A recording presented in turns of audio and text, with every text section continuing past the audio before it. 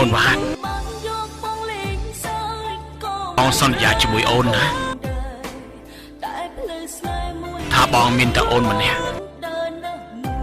ជាប្រពន្ធម្នាក់របស់បង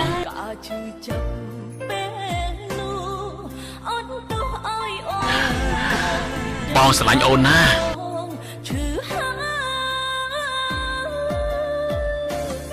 អូនក៏ស្រឡាញ់បងដែរ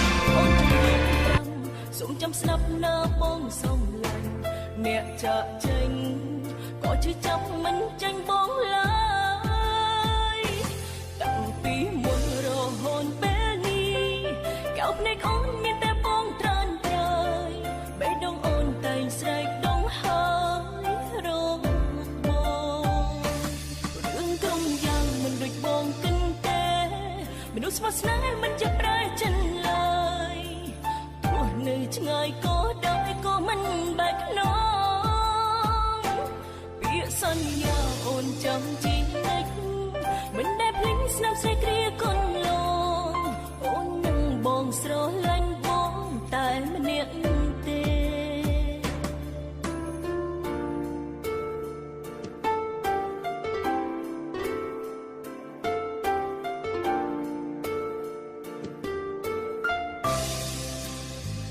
មានកាយអាកូនរឿងពួកខ្ញុំមកសុំលា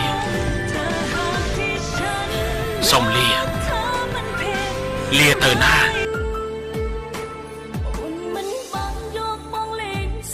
រឿងទាំងអស់ក៏ចប់ហើយអ្នកខកក៏ទទួលទោសហើយខ្ញុំចង់នាំរឿននិងមានជើមទៅនៅខាងក្រៅហើយទៅនៅឯណាទៅធ្វើអីទៅអូឈើកៅដូចពីមុនអូនចង់យំប្រាំសូមចាំស្នេហ៍ណាបងសូមអ្នកចាក់ចេញក៏ជឿចាប់មិនចាញ់បងឡើយកូនរឿងកូនរឿងនៅទីនេះហើយចេញទៅឲ្យពិបាកធ្វើអីទៀតហ៎នៅទីនេះក្នុងនាមជាកូនរបស់ពុកណា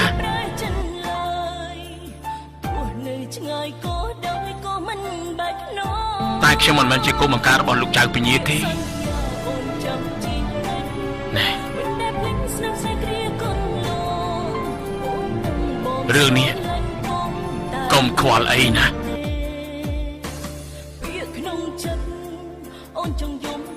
ពុកចិញ្ចឹមកូនមកតាំងពីតូចស្រឡាញ់កូនជាងគេ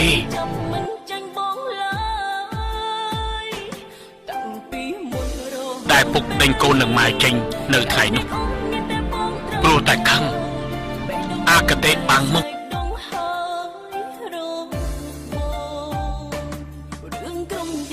ឬក៏កូននៅខឹងនឹងពុកទើបទៅចោលពុកបែបនេះ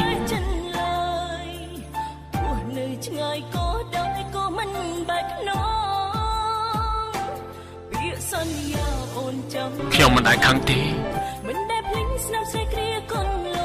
ងអូននឹងបងស្រឡាញ់បងតែម្នាក់ទេបើអញ្ចឹងណានៅទីនេះជាមួយពុកដល់កូនណា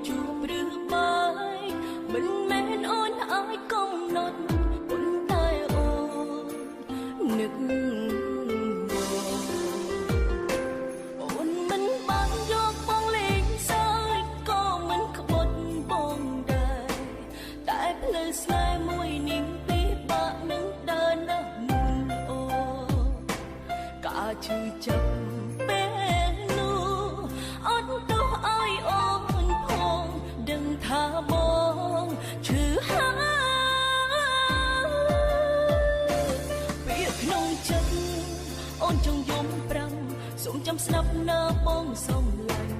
អ្នកចាក់ចេញក៏ឈឺចាប់មិនចាញ់បងឡើយតាំងពីមុនរហូតពេលនេះកោបភ្នែកអូនមានតែបងត្រានត្រើយបេះដូងអូនតែងស្រែកដងហើយរងបង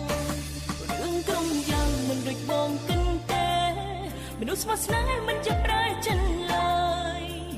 ព្រោះនៅឆ្ងាយក៏ដោយក៏មិនបែកខ្នង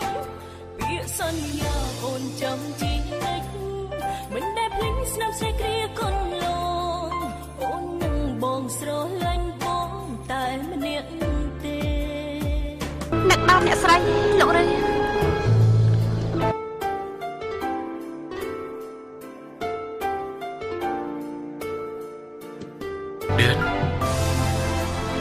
ពេលនេះយើងនឹងលោកពុកត្រឡប់មកយល់ចិត្តគ្នាហើយពេលនេះគួរស្ដាយណាស់ដែលអ្នកម៉ែមិនបាននៅត្រង់នេះអូនមិនបានយកបងលេងសើចក៏មិនក្បត់បងដែរតែលោករឿកុំសោកស្ដាយអីកាឈឺចាប់បានអ្នកស្រីឃើញគ្រប់គ្នាយល់ចិត្តគ្នាហើយគាត់ប្រហែលជាមានសេចក្តីសុខតែបើគាត់ដឹងថាលោករឿងឈឺចាប់ព្រលឹងរបស់គាត់មិនបានសុខទេអូនចង់យំ5សូមចាំស្ដាប់ណាអ្នកចាក់ចេញខ្ញុំអរគុណហើយឌឿនមិនថាខ្ញុំមានរឿងអ្វីខ្ញុំក៏មានឌឿននៅក្បែរខ្ញុំជានិច្ច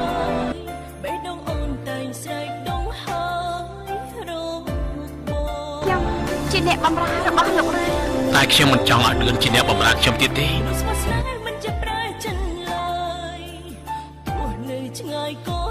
មានន័យថាម៉េច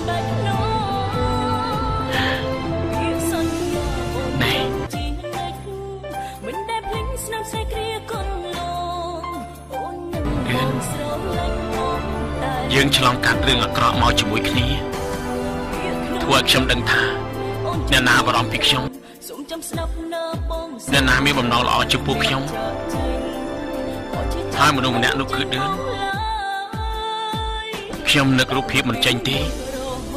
ថាជីវិតខ្ញុំទៅថ្ងៃក្រោយនេះបើគ្មានឌឿនខ្ញុំនៅយ៉ាងម៉េចព្រោះហេតុនេះឌឿនមកធ្វើជាគូគិតគូជីវិតរបស់ខ្ញុំបានទេមនុស្សស្មោះស្នេហ៍មិនចេះប្រែចិនឡើយឆ្ងាយក៏ដោយក៏មិនបែកខ្នងពាក្យសន្យាអូនចាំជីនិចមិនដែលភ្លេចស្នាមស្នេហ៍គ្រាកូនលងអូននឹងបងស្រឡាញ់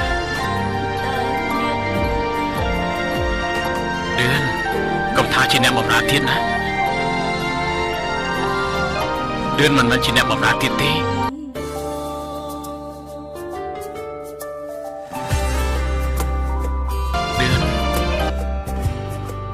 ឌឿនគឺជាម៉ែឌឿនរបស់ខ្ញុំណា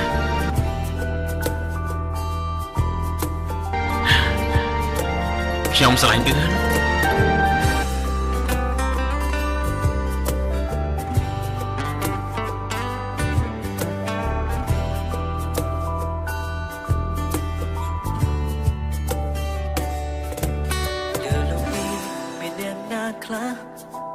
ដែលជាផុតពីភាពឯកោខ្ញុំក៏ស្រឡាញ់លោករឿងដែរកាយានៃឡៃ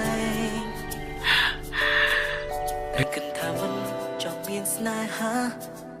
ខ្លាចអរ៉ានេះត្រូវចំបែកមានល្អជំវិញខ្លួនឯងគ្រប់គ្រាន់ហើយតែពេលនេះទៅពួកខ្ញុំបាននឹងច្បាស់ពីអារម្មណ៍ឯកាមួយហើយអាចรู้ខ្វះស្នេហាឡើយក្នុងជាតិនេះត្រូវការមនុស្សម្នាក់ដែលស្និទ្ធស្នាលជាងគេត្រូវការមនុស្សម្នាក់យល់ចិត្តខ្ញុំជាងគេមិនអាចភ្លេចអ្នកមកទេបេះដូងនេះ3ខែក្រោយមកកុំប្រញាប់ពេកកុំប្រឆាំងទេបានរៀបចំរួ អូយតែនាងវាយបោកឲ្យវាខ្លាំងទៅវាចាប់ឆ្អិនណា ខ្ញុំបញ្ញាប់ហើយបងក្រាម អើយបងនេះបើហូបឆាប់ធ្វើទៅប្រយ័ត្នមិនទាន់ដឹងទេឲ្យលោកចាប់បាបដឹងទេហ៎ណែលោកប្តីមហាចម្លើស្អីគេតែបញ្ជាហ៎បញ្ជាអើយបងអើយបងហើយអាថងអុយដែរអាប្តីមហាចម្រើនអូប្រពន្ធសម្លាញ់អូយកុំកាចពេកបើកាចពេកប្រយ័ត្នធ្លាក់កូនណា នៅមកនិយាយទៀតទេជប់នោះខ្ញុំមិនគួរចាញ់បោតែរើអស់ជាមួយបងសោះមើលទៅពូធំហើយតែយប់ក្រោយមកអូនទេជាអ្នកបបួលបងតែរើអស់ ប្រាប់គេធ្វើអីហ្នឹង អើយណែ ប្រាប់គេធ្វើអី បាទ ពួកឯងបញ្ញាប់ទៅលោកពញាចាំណាមកមានអីឲ្យយើងយើងជួយមកឆាប់លើទៅណាអូនលើទៅអូយលើទៅតែឲ្យឆាប់លើឡើងទៅប្រយ័ត្នលោកបោមិនទាន់ចង្ហាន់លោកណា លឿនឡើងឆាប់លើលឿនអូញាប់ដៃទៅបងខាងនេះឆាប់លើឡើងបងអូគាត់តែបបាត់នឹងក៏យឺតយ៉ាវដែរមើលមកដៃបើជើងមិនទៅវាចប់បាត់ទៅហើយ អូនមកបងជួយមិនអីទេបងលឿនអូយអ្នកស្រីលឿនឲ្យខ្ញុំធ្វើចាំមិនអីទេអូយអ្នកស្រីលឿនខោទៀតហើយនេះបើពិបាកណាស់ហើយដូចមុនក៏បានដែរមិនអីទេបងលឿនអូយខោទៀតហើយអ្នកស្រីលឿន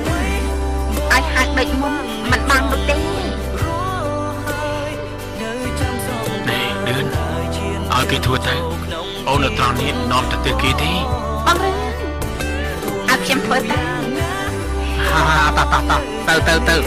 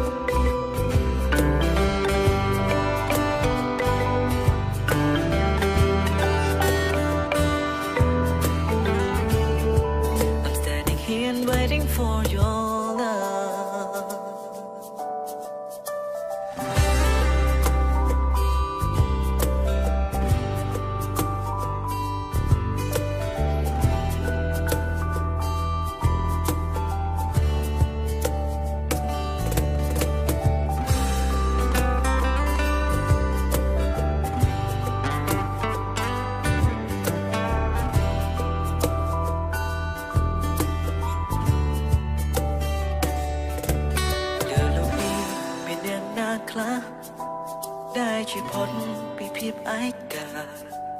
តែចាំមានលោកក្បែរកាយាលែងប្រឡែងតែគិតថាមិនចាំមានក ូនមកធ្វើបុណ្យឲ្យអ្នកម៉ែនិងអូនវ៉ាតណាសូមឲ្យអ្នកម៉ែនិងអូនវ៉ាតតាមថែរក្សាកូនចៅអ្នកបម្រើទាំងអស់ផងណា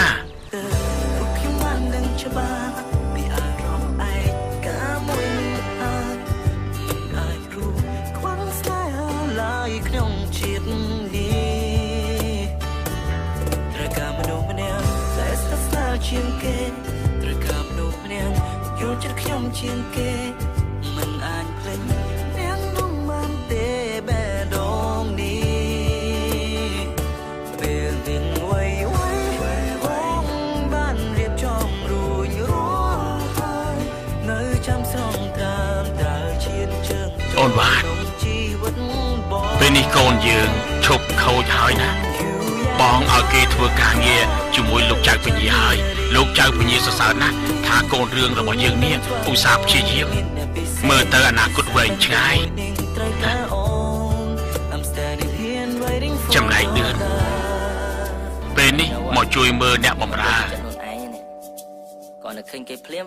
ស្រឡាញ់ផ្លែតែមិនខុសដែរអូខេគួរឲ្យស្ដាយតែអូនមិនបានឃើញ គ្រប់គ្នាមានសេចក្តីសុខ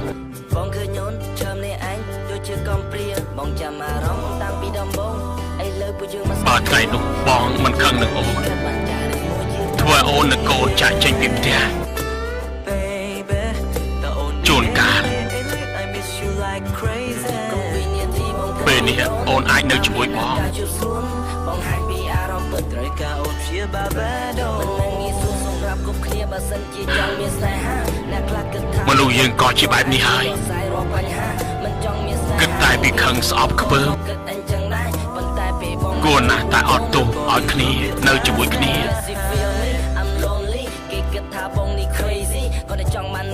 ពេលគិតបានក៏ហួសពេលទៅហើយជួនកាលអ្នកខ្លះជោគជ័យនៅក្នុងជីវិតការងារតែផ្ទុយទៅវិញគេមានតែតទៅអូនវត្តកំព្រួយទៀតអីណាព្រោះបងមិនខឹងអ្នកណាទៀតទេបងនឹងអត់ទោសឲ្យគ្រប់គ្នាហើយចាប់ផ្ដើមជីវិតថ្មីតទៅនេះបងនឹងមើលថែគ្រប់គ្នាឲ្យល្អតែយើងនឹងបានសុខណាស់អូនវត្តណា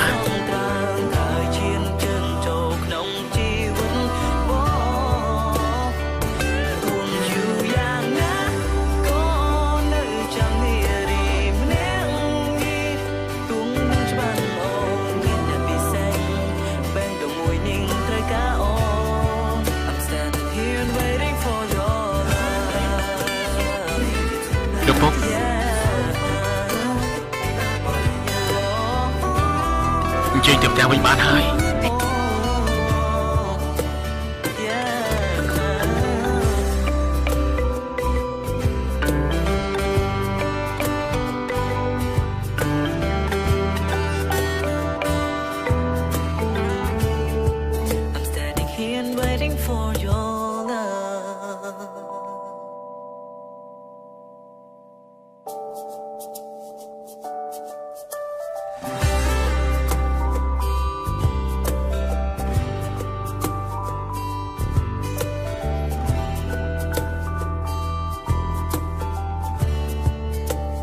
រឿង